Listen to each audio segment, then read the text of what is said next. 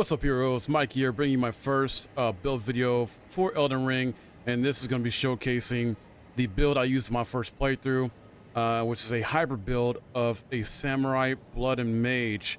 So basically I'm doing a good amount of blood damage as well as good like sorcery spell damage and anything like that, on top of having weapons, dual katanas, one that does really good blood damage and physical and fire, the other one doing really more magic damage and physical. And you can find them in the game just fine. They're great to have. And just want to clarify something. I know the meta hasn't been officially established by the community, but going off what I've like researched and read about so far and checked a couple videos out, 150 seems to be a really good level to be at. And and I agree with those other people that have pretty much said 150 should be good. So, and plus it allows you experiment more and have more fun. But another thing I want to clarify too is I'm not super into PvP, so my builds will not be like exactly focused on PvP. It's more focused on like solo and co-op. Just because I do enjoy playing these games co-op as well as solo, but I do understand you will get invaded if you play co-op, so you want to be prepared in case that happens. Anyway, so let's go to my stats here. I am level 150, and as you can see here, my vigor is at 39 for my health, and then I got my mind to 30. I was originally gonna leave this around like 25, but like no, I want to bring it up more to 30, so that way just be able to do more with my weapon skills and spells and stuff like that. Endurance 25, I think that's a really good level to be at for your endurance with this type of build. And then strength I left alone because this is not a strength build whatsoever. Do not mess with that. Dexterity is at 58, and there's a reason for it. It's originally you're supposed to basically get your dex to 50 with this build.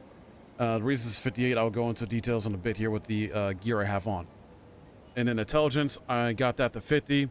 Now that's also because of another item I have on as well equipped. You want to get that to actually 45, and then with the item equipped, it'll get to 50 to kind of keep it out. So basically my goal was to at least have dex and intelligence be around 50 respectively, as far as so they kind of keep it balanced out. I do realize the soft caps are much higher, like I think around 60 or 80, or in between that, for like your damage stats like dex, strength, intelligence, faith. But since it's a higher build, this is what I end up doing. And then faith I didn't mess with. Arcane I end up having to put some points into and make that 20 in order to use the Rivers of Blood katana, because you need arcane at 20 to use it. All right, and so let's go into the equipment, starting with Rivers of Blood. So this is completely maxed out. You'll see here with the damage of physical that I have. So that's 186 plus the 168. So you're basically 354 on the physical, but also does fire. Typically weapons that have like this type of combination will be lower in physicality, because like similar with my Moonveil. My Moonveil does more magic damage than physical, but then my Keen Uchi Katana is basically my raw physical damage weapon that I end up utilizing from the start of the game on this playthrough. But yeah, it's still a great weapon though. This has saved my butt so many times. Reason why is its weapon skill. So its unique skill is called Corpse Pillar, and you will get this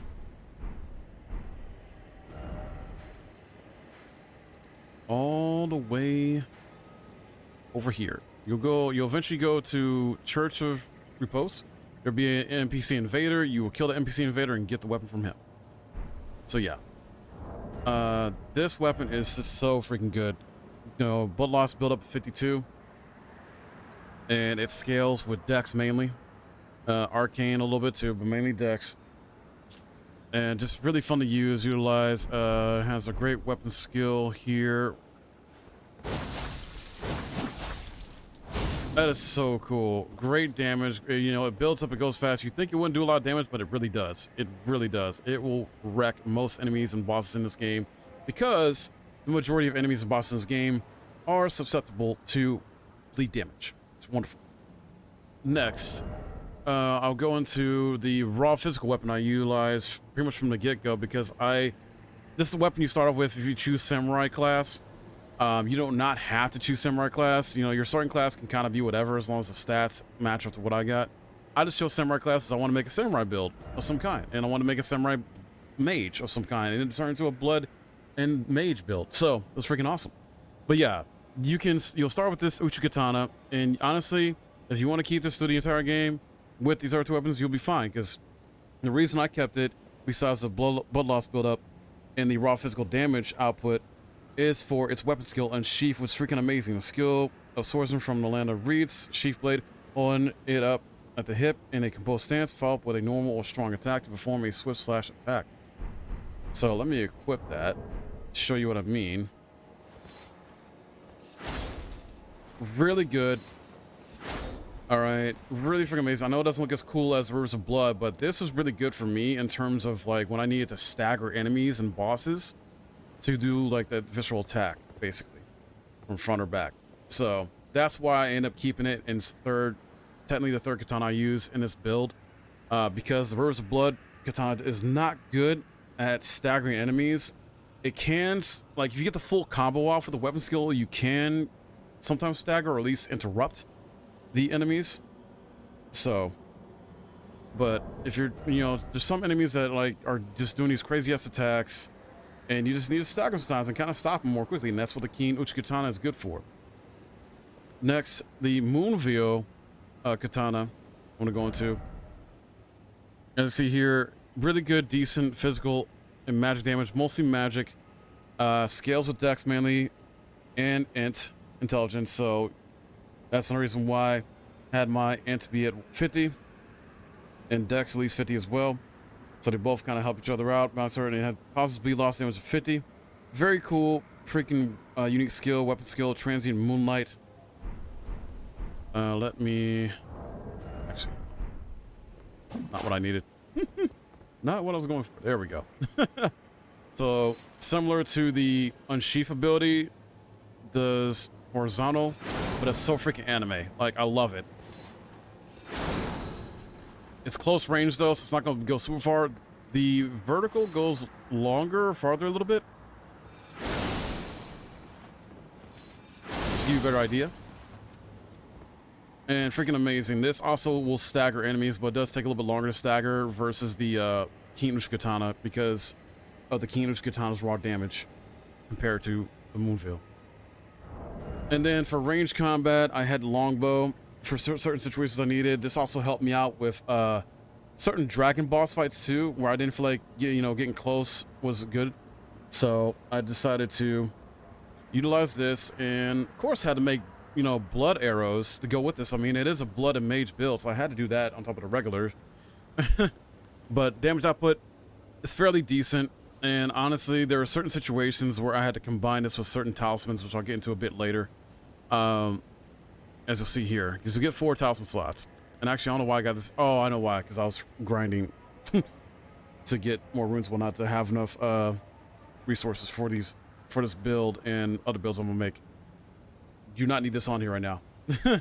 But I'll go to that in a bit. But yeah, this is fine. You get this. You start off with this as well, like with this. There are other bows in here, but I didn't use them personally. But if up to you if you want to switch out and maybe try some other bows, it may work better for you. But personally, the longbow is just fine. Max it out. You'll do some good damage from a distance with it, when you need to for those certain situations. And it's similar to the bow in terms of long range combat. I have the Academy Glintstone Staff maxed out. Really good sorcery scaling.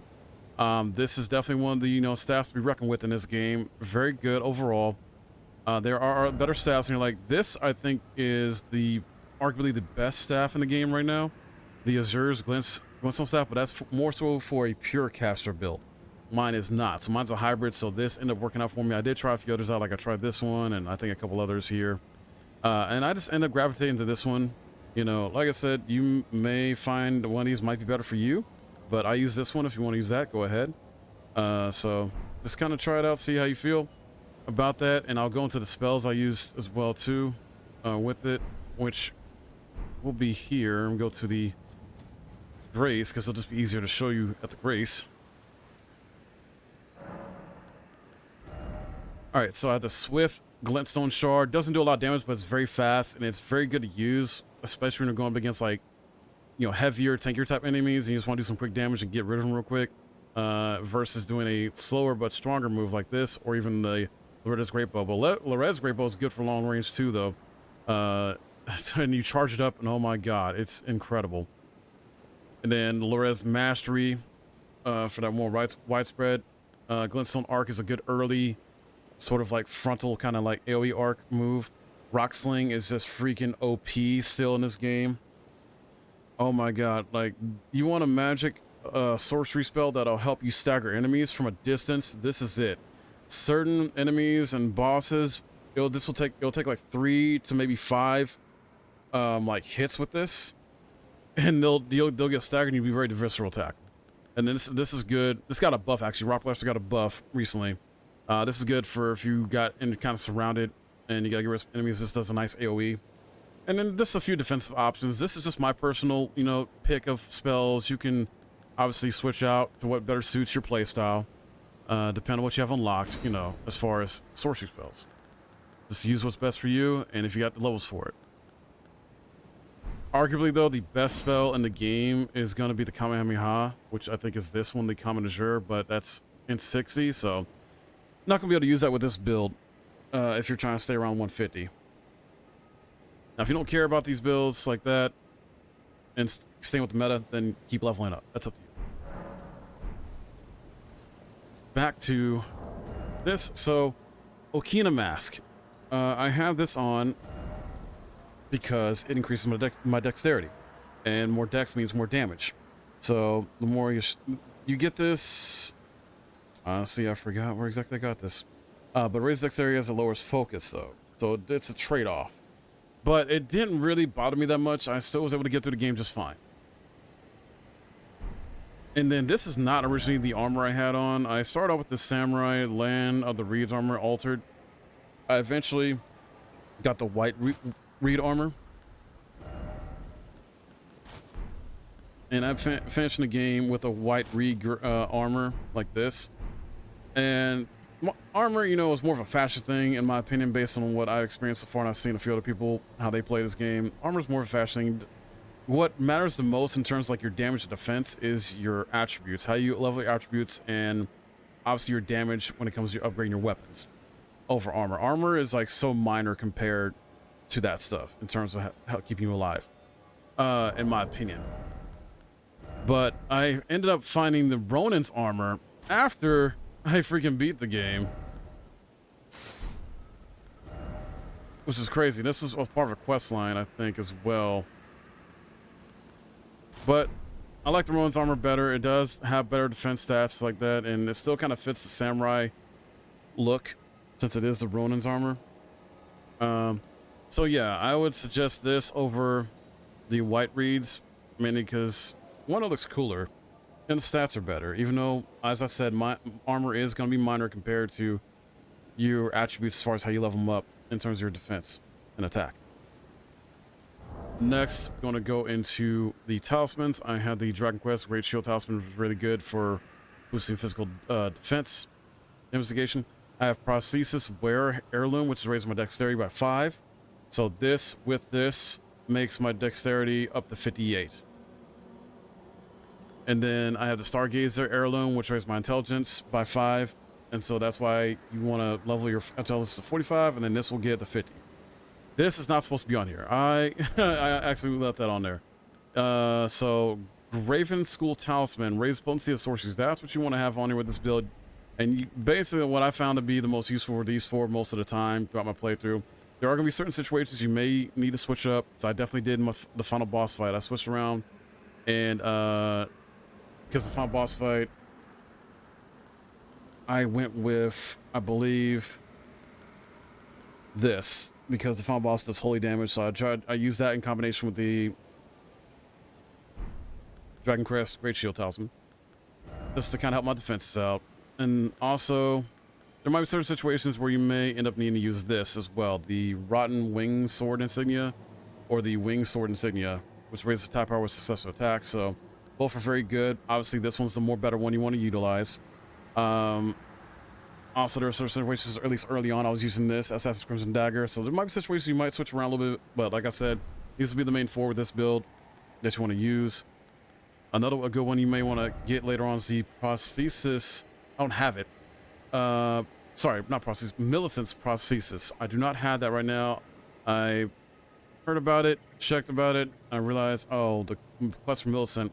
I did it differently. I got other stuff, but if you kill Millicent, you'll get the Millicent's prosthesis, which boosts your dexterity, but also does what...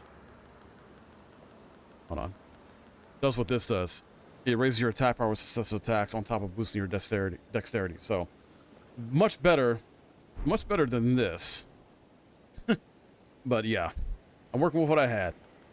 And then you can allocate your flasks how you want. This is how I did it. 10 for healing, 4 for magic. And this is kind of dealer's choice as well for certain situations. Do your flask or physic however you want. So that's roughly it, guys. And I can show you the damage output real quick on these enemies, just to kind of give you an idea. This is new game. This is not new game plus, by the way, as well. So keep that in mind. But I'm confident this will work well in new game plus. Like, you wouldn't need to level up beyond what this is. So for example, oh, did not die. Let me not do that. So you're doing about, in 2 hits, did about 1,200 damage. If you do, hold on, let me get rid of these guys with weapon skill. See how powerful that is? It's amazing. Freaking amazing.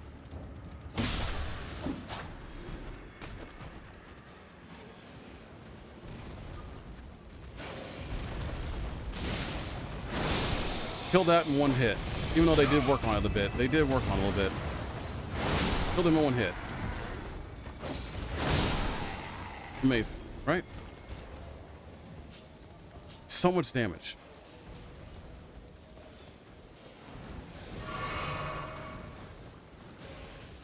Let's try it out on these. Dead. Dead. Dead.